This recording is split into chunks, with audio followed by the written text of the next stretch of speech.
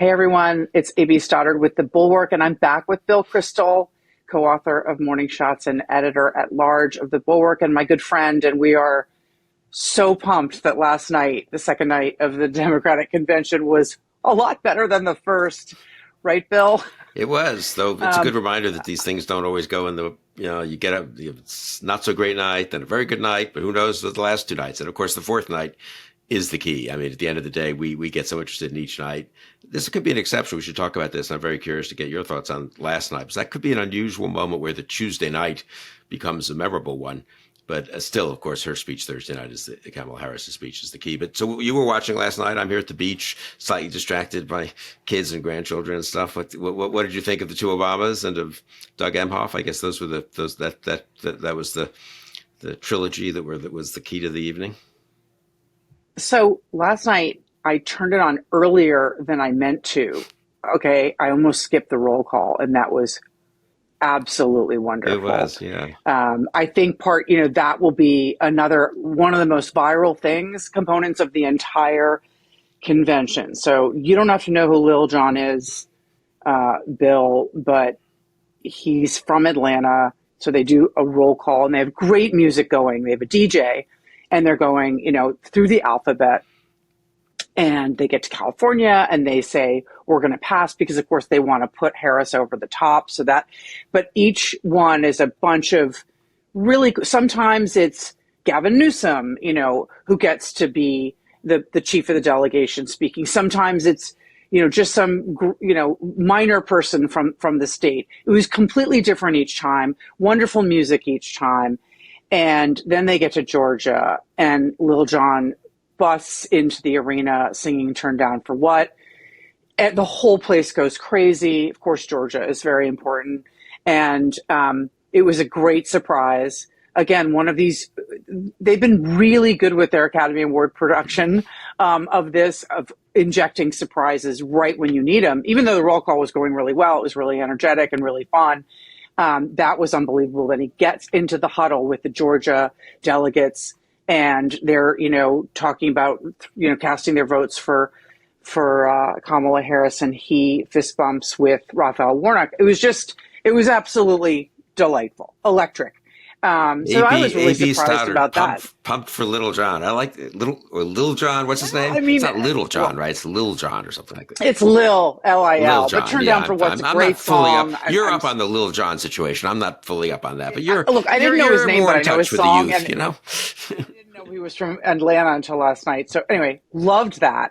And then I've got to tell you, I was not expecting to enjoy Doug Emhoff's speech, and he completely slayed. I was so surprised at how effective it was, how he came across, how he balanced it.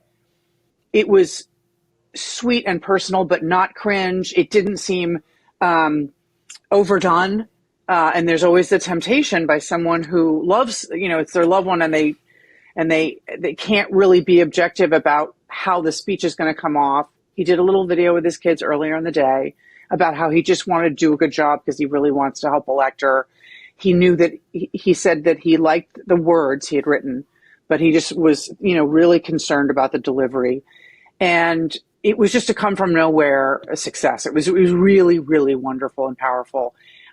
Really made him really kind of look adorable, but also very real, very natural, normal person. And then it obviously really helped kind of personalize her in this really great way, not the ways that we see her, the powerhouse, even though he talked about her laugh, the happy warrior, but the other stuff, just what a great stepmother she is, how just normal she is, and sweet she is to her in-laws, and going to synagogue with them. Anyway, it was wonderful. And the Obamas were amazing. I mean, I was like, okay, they'll be great.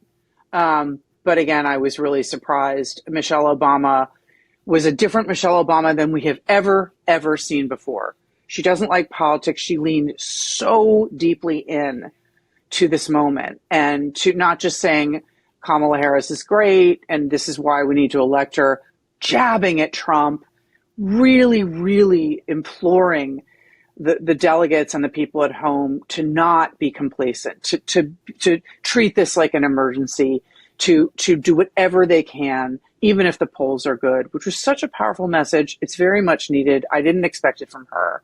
She sort of does have a little bit of Trump derangement syndrome. So it's so interesting to listen to her talk about the dread and the despair and the pain that she and that she knows that we feel about the threat of Trump returning once again. I just didn't expect it. And Obama was terrific. Again, they found a way, Bill, to sort of really tap into Trump fatigue. This routine of his is so stale, his grievances, his griping. And then Obama said it just goes on and on and on. And it was just a really effective way of kind of stressing that we must move on from this. And you and I have talked about this. I'm a little concerned about using weird and using this like we're over Trump. It is effective, but I'm worried about how it kind of normalizes the danger of Trump, right? Trump is much more dangerous than he was the last time we were trying to defeat him. Okay, on October 19th or November 1st of 2020, we did not know how dangerous he was, and now we do. And so I'm just interested in your thoughts about how it's the first election since January 6th, we're moving past it and the rhetoric. What are your thoughts on that? I have mixed views on this. I mean, on the one hand, the issue really is Trump. I mean, he can't be permitted to be president again, and we're for Harris, but we would also be for Biden if he had stayed in and been a little healthier, and we would be for Shapiro. We'd be for, if there'd been a proper primary from a year ago, we'd be for Buttigieg or Shapiro or whoever won it. So, I mean, it is fair to say it's an actual political science matter, if I can put it that way.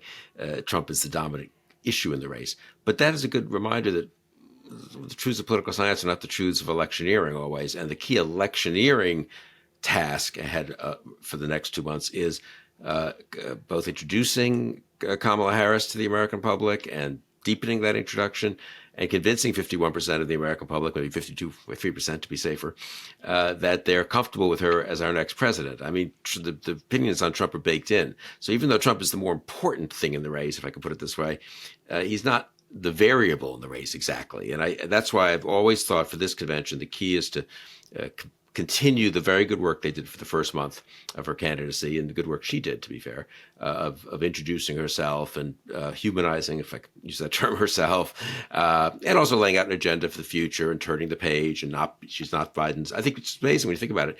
People don't think of her anymore as Biden's VP. I think even now, right? She's the Democratic nominee for president, the next leader of the party. She has a new VP candidate none of us knew anything about 2-3 weeks ago, and he's done a good job. There's a whole party behind her. So I think in that respect, the convention's done a good job. I think they have to mobilize Democrats, and it's fair to make the points about Trump that both Obamas made, and so I'm not in any way critical of that. I would say my thought the first night was, from my point of view, it was the first night, so it's a little different, but it was too much about Trump. And then, of course, it went late, and President Biden took his deserved valedictory and all that. But it was about the past. It was about Trump. I thought last night was an important transition to being more about Harris, especially actually with her husband's speech. I mean, but also the Obamas. I'm here at the beach, so I didn't watch as carefully as you did, but I looked this morning at the transcripts.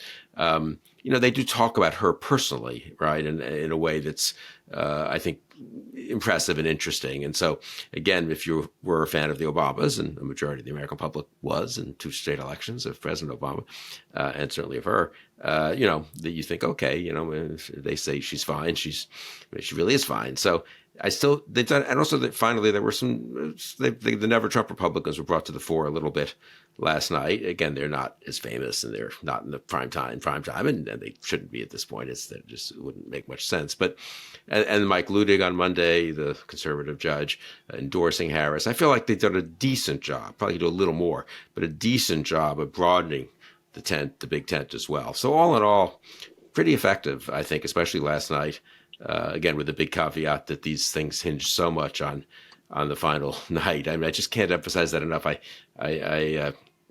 been through a couple of these conventions, and I worked for Vice President Quayle, and we labored on his speech. And some Bush person said, "Look, it's nice you're doing this. Just do an adequate job, because everything depends on the Thursday night speech." And it's funny, he was saying that because he remembered Vice President Bush's speech in 1988, George H.W. Bush, when he gave a bang-up speech Thursday night after a messy convention, the nomination of Dan Quayle on that steamboat in New Orleans. I mean, it wasn't a very, the handoff from Reagan, which went pretty well, but was still a little bit like, gee, is it still Reagan's party? Is it Bush's party?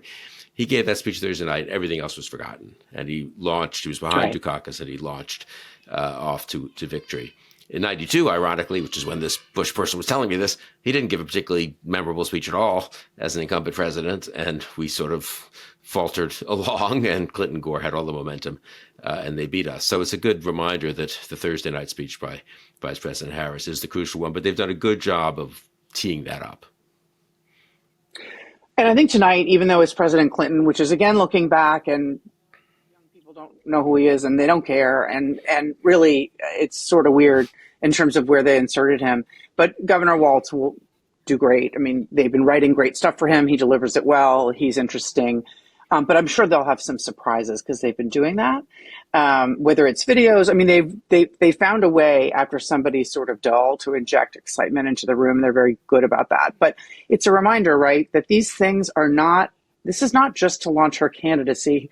It's a party convention. A lot of it's perfunctory. You have to keep everybody happy. You have to have more than the 5 excess members of labor get up and jump around and do their thing, right? It has to be that way. And I hope that the viewers know that the buildup is supposed to get better each night. I want to read something you were talking about how they have taken pains to really describe Harris, in addition to poking at Trump, and trying to juice people's energy and galvanize them into working really hard for November. I really loved this from Michelle. "My girl Kamala Harris is more than ready for this moment. She is one of the most qualified people ever to seek the office of the presidency, and she is one of the most dignified. A tribute to her mother, to my mother, and to your mother too. The embodiment of the stories we tell ourselves about this country." And then she said later, "Kamala has shown her allegiance to this nation, not by spewing anger and bitterness, but by living a life of service and always pushing the doors of opportunity open to others." And that really spoke to me, maybe as a woman, but it really spoke to me, and I felt like it was going to reach swing voters. What was so exciting for me last night was to see Jonathan Karl from ABC News reporting that Obama is going to go out all the time, not just here and there. He will do solo events. He will do combo events with Walz and Harris, and he's going to campaign a schedule like he's running for re-election in 2012. And it looks like Michelle will too. That is really, really going to help. And I just was really excited to learn that. But I want just to pick also up on a couple of things you said. I mean, I think the patriotism is striking. And that they've really embraced USA, and the signs. I mean, someone had a nice side-by-side on Twitter. Signs at the Republican convention. Mass deportation, or was it just deport them all, or something like that? But deportation was the word.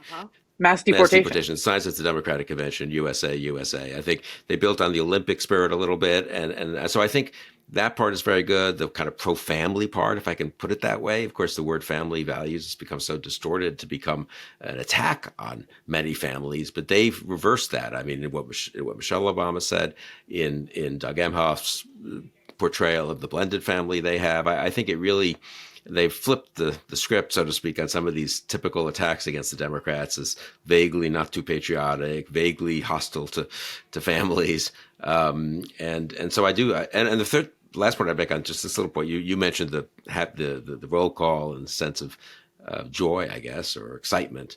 My teacher, Harvey Mansfield, once pointed out that the word party is also the word party. It's a political party, but also party. And there was party spirit, kind of conveys both, right? You could say that was really, and I think there really is a kind of, the party side of it, I think they should keep going. There'll be a little tendency in the last 2 nights to get serious, have Doug Emhoff talk about some issues, have Clinton, of course, is a policy guy. He can do that. Have her really lay out the agenda. I actually think they have to do some of that, but they should resist it to some degree. They should keep the party spirit going. And that does also mean celebrities. It means the one biggest mistake of the convention, of course, was bumping of James Taylor on Monday night. They need to bring him back tonight or tomorrow night. Yeah, you were almost more upset about that than I was, perhaps, even though I wrote about it and you just. Oh, yeah. No, I am. I am an uber James Taylor fan. I've been listening to his music since I was a baby. And I don't think you could just bump him out of the schedule like Debbie Wasserman Schultz. He has to come back. It would be dramatic, though. What if the Thursday night is like James Taylor and a couple of younger artists? Obviously, I mean, I don't know if Taylor Swift's showing up for anything, but Beyonce. But I mean, it would be kind of. I don't think they should resist that. I'm sure a lot of people say you can't do too much of that. You can't just look like some concert. Honestly, why can't it look like a concert? With the speech at the end. I mean, it wouldn't be the worst thing in the world. And so I'm for the party spirit and letting the party animals party a little bit here in Chicago. And I think it conveys a very good impression. Again, the Democrats, the rap on the Democrats, and this was even true of, I'd say, President Obama, for all that he was such a skilled politician, sort of dour, sort of looking always on the shady, not the sunny side of things.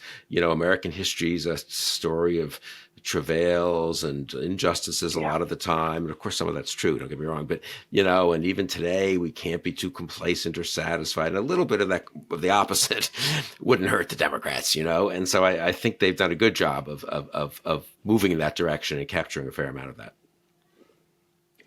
So I want to get to something you wrote in Morning Shots, which is such an important point. What I have noticed, Bill, is that besides talking about Trump fatigue and a message about Trump, they all say universally all he's focused on is himself. He's never focused on your problems. He's focused on himself, which I think is really like talking about his narcissism. But they're also very intentionally stressing the party's values in a way I've not seen before. And they're trying to stress that they are normal. Like you said, pro-family, pro-worker. They continue to hone in on hard work, people that do the hardest jobs in this country, that they need dignity and that they want decency. And it really is, it's very intentional. They're doing it over and over and over again. And what struck me is, there's high energy in the arena and there's unity, but there was high energy and unity at Trump's convention. The difference is that convention was about him. This convention is not even really so much about Harris. They're trying to describe her and sell her to people who don't know her. But it's really about what the party wants, which is not Biden, and what the party believes the country needs at this time. And so they're not talking about intersectionality. Progressives are not getting up and inserting some tension into the moment. It seems a different kind of unity. Like they're really trying to redefine the party. Not so much that it's about Harris. It's about sort of, this is the Democratic Party. We are normal. Republicans are not. And I was struck by that. And you talked today about how it shouldn't be a movement. And I really like that. So just if you can, like you described this morning in your note about watching it's it, a different this is party. It's a pretty healthy political party. What do you want a political party to do? You want them to pull together in a common cause. In this case, the immediate common cause is defeating Trump, which is very important. And the broader common cause is, I think, strengthening the rule of law, liberal democracy at home and abroad. Some differences, of course, within the party and within the country on details of economic policy and so forth. But basically rejecting Trump's kind of wild protectionism and isolationism and nativism. So I think there's enough unity of purpose. But I don't think they're trying. I also think it's good for a party to be a big tent.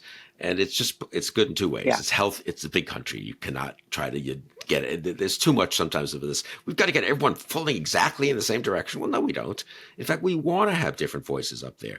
You want to have a convention where if you're an AOC fan or a Bernie Sanders fan, you can say, hey, you know what? That's a part of the party. It's like some of these people in the party are a little too, not quite where I am, but at least I got spokespeople up there for me. And if you're a Josh Shapiro or Gretchen Whitmer or Abigail Spanberger fan, you can look at Mikey Sherrill, you can look up and say, hey, the future of the party could be in the direction I prefer. And if you like the Obamas, you got them. And if you like the Clintons, you've got them. So, I mean, if you want to go ahead to Kamala Harris and Tim Walz, you've got them. So I think this is what a healthy political party looks like. It's got a past, it's got a present, it's got a future, it's got several futures that are, cousins of each other, let's say. They can't be so disparate that otherwise the party cracks up, and that happens occasionally. But they can be different from each other. And I actually think it's good they haven't tried to, They have clearly tried to suppress some differences, which is sensible. And in fact, things haven't exploded. There's been no 1968, no riots. The Hamas Israel issue, which Palestinian Israel issue, which is probably the most controversial potentially, hasn't really blown up at all. But I do think that seeing different voices is healthy, and it's such a contrast with the Republicans, as you say. I mean, that is a cult of personality. And you look, I just feel this as someone who's not really, I'm now more or less a Democrat, but not, I don't think of myself as I haven't been one. I don't quite think of myself. When I look at the two, maybe a little more objectively from a distance, I see Trump's family, Trump's acolytes, J.D. Vance, who gets picked because he's the most acolyte type of the VP picks, speakers who are put up there Exactly. because they're acolytes, not because they're serious people. No one else. No Bush, no Quayle, no Pence, no Romney, no, any of the previous leaders, the big Mitch McConnell relegated to 3 minutes, like 6 p.m. or something like that on one day. None of those people featured. It doesn't. It's Trump's thing, and everyone's just paying tribute to the leader. Then you look at the Democrats, and it looks like a normal party with a whole bunch of different speakers of different ages and different genders and different looks and different views to some degree, and not to a trivial degree. And you think, okay, this is a pretty healthy political party. So I think I don't kind of how you develop that theme, and maybe it's a little bit of a political science-y theme almost, but I think somehow voters will end up being more comfortable with this kind of political party than with a movement led by a demagogue. Well, I just have noticed that they are trying to present as normal, more so than 5 years ago in the primary debates of 2019. So that's a huge relief to me that they're trying to reach the swing voter. And you wrote this morning, quoting Edmund Burke, that when bad men combine, good men must associate. And you wrote that these associations that resist them can be temporary. And you noted Republican voters against Trump. Bringing these Republicans in who are saying, I don't even know what she stands for. I'm here because this party is going to do the right thing. I mean, that is so powerful and so compelling. And I think that Harris will be Thursday night, but the lead up it hasn't been, yes, she's appeared and she excites people, but I don't see them trying to build a movement. I see them saying, this is the person that's going to get us out of this. It can be a Rorschach test. Let's just get out of the phase that we're in. And I think that, like you said, people can look from all parts of the coalition and say, I see something for myself. But there's enough in there. common too. I mean, Ukraine, rule of law, not destroying our institutions, not being corrupt like Trump. I feel like, but you're right. I mean, I think it is. So I think they've done a pretty good job of balancing those two. And I mean, there are a couple of issues I personally might stress a little more. Ukraine, for example, which unites Democrats and never Trump Republicans and splits the Republican Party. So it's a good issue to remind Mike Pence fans and Speaker Mike Johnson fans that, Trump and Vance are horrible on this issue. But anyway, so that you could tweak a few things. But I think there's enough commonality of purpose, but also enough diversity of where people are coming from. I think a mix. It's more the American tradition. It's the tradition of the old Republican Party and the old Democratic Party. It's what an FDR convention would have looked like. It's what a Reagan convention looked like, which had Bush Republicans and so forth, and Bob Dole and different people, and of course the Democrats were always a very diverse party, and benefited when they were, and so. Yeah, I think the being a healthy political party hopefully is a good thing. Being a cult of personality should be a bad thing. Our politics have been corrupted a bit in the last 10 years, and so people are much too tolerant and even desirous to some degree of a Trumpian cult of personality. But to be clear on the movement point, I mean, it was just that various people, Jim Messina and others, were saying, the ultimate thing to accomplish would be to turn a campaign into a movement. I understand what they're saying. I think they're making a sensible point, which is you want to be more than just this campaign. It's about something bigger. But I think the party already is showing, in a way, something bigger, like what a healthy politics might look like for the next decade. And that would be, and I think actually both Obamas sort of touched on this, right? Sort of almost explicitly saying this. And we don't want Trump's politics for the next decade. But the politics you're seeing in Chicago this week, that would be okay.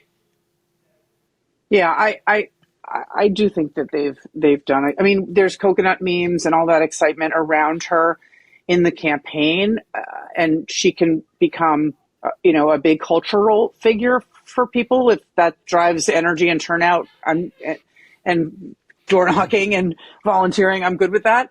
But it's really uh, freedom. I mean, freedom, and we're not going back, and those themes of we have to look to the future. I think that's it's more about that than her. One thing I did just remember, and I wanted to mention, I was so impressed when Emhoff mentioned that she encouraged him to speak out about anti-Semitism and how personal that was to him. And I thought that was a great moment, and I hope they talk about that more.